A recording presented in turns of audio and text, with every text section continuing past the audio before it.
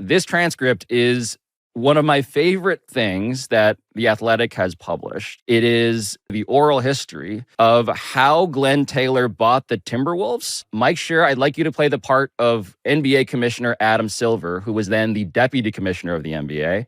A part I was born to play. That's right. And Joe Mandy, I'd like you to be your bane of your own existence, Glenn Taylor. So this is from an article entitled The Long Days and Wild Nights That Saved the Wolves from Leaving Minnesota by John Krasinski. And it begins with Adam Silver's recollection. I remember I got to the lobby of the hotel, picked up the house phone, asked for Mr. Taylor, and was put through to his room. He said, just come on up to my room. It wasn't like we met in the hotel lounge or something. I went to his room, in fitting with sort of his modest approach to the world. He had a small room with one queen-size bed. Those guys in New York, they're so used to staying in the suites. I'm looking at it. I'm saying, which one do you pay $17 for? Many of the team owners' hotel rooms I've been in since then have closets that are bigger than the room that Glenn was staying in that night. He was business. I was business. It was strictly get the deal done, and how are we going to do it? We spoke for about an hour, just me following my boss's instruction. The goal was to get Glenn on the phone with David Stern.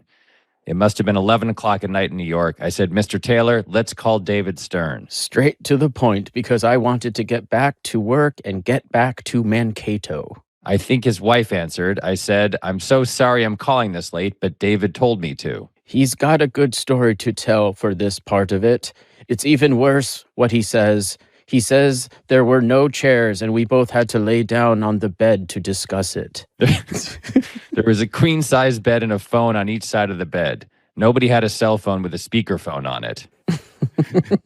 So for us to both talk to David, I said, all right, I'll sit on one side of the bed if you sit on the other. We ended up being on the phone with David for more than an hour. Here's this man I just met, and we're both, as this call went on, you can imagine us both sort of reclining, not lying on the bed, but sort of as if you were reading a book on each side of the bed, having a conversation with each other and David Stern, lying on this queen-size bed in a hotel room and talking through the deal with David. He said, well, Commissioner, I think we found the guy we've been looking for the last 3 years, and he's here right beside me.